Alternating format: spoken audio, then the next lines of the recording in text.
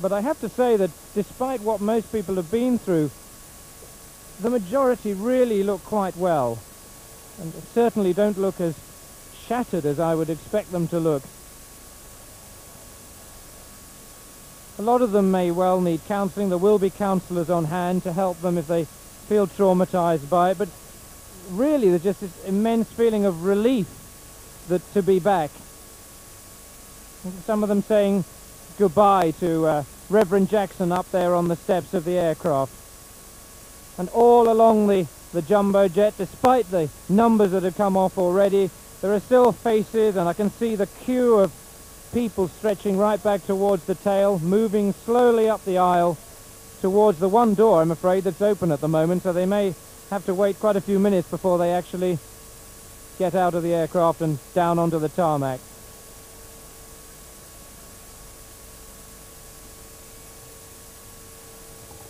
More handshakes from Reverend Jackson, and down at the steps it's the constant watching out for people who perhaps need that little bit of special attention.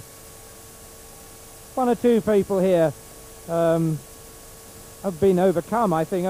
I've seen one or two tears being shed as people walk down that final flight of steps to safety.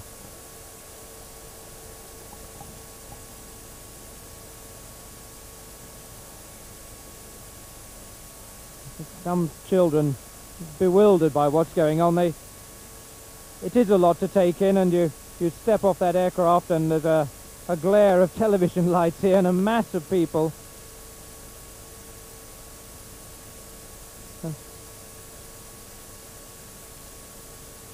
So as they still pour off the aircraft, there'll be more from here later, but for now I'm going to hand you back to Christabel in the ITN studios. There we take a break. Next, the latest on the homecomings of the British nationals being flown home from Iraq. We'll be back in a few minutes.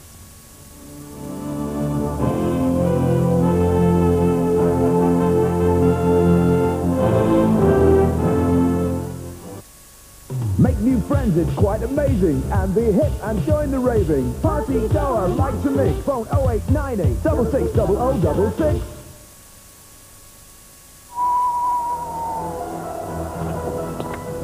Walker's crisps are only made when there's a full moon. So it's true they have strange magical powers. Yes. When you taste one, you fall under their mysterious spell. But what's that noise? It's probably the ghost of the man who had the recipe stolen from him and haunts every packet. Oh, it's coming in! No, I'm only kidding! Why do Walker's crisps always taste so good?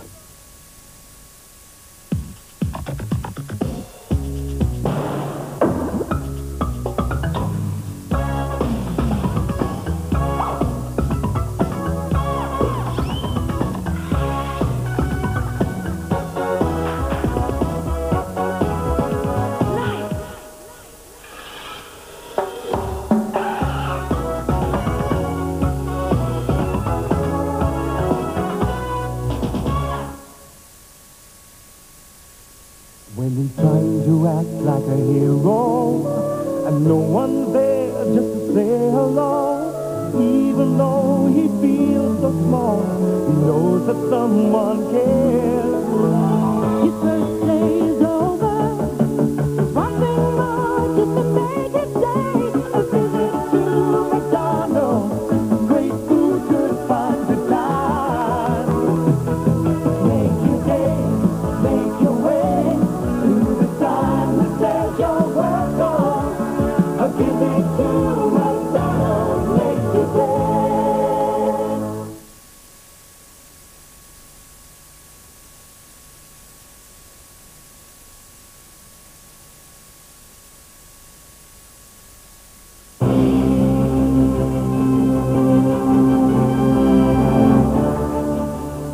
Welcome back. It's 5:20. Now our regular look at the news as reported on American television's cable news network. And again, events in the Gulf dominate. First stop for newly freed hostages is Amman, Jordan. That city also hosted talks today between the UN Secretary General and Iraq's foreign minister. CNN's Richard Roth reports.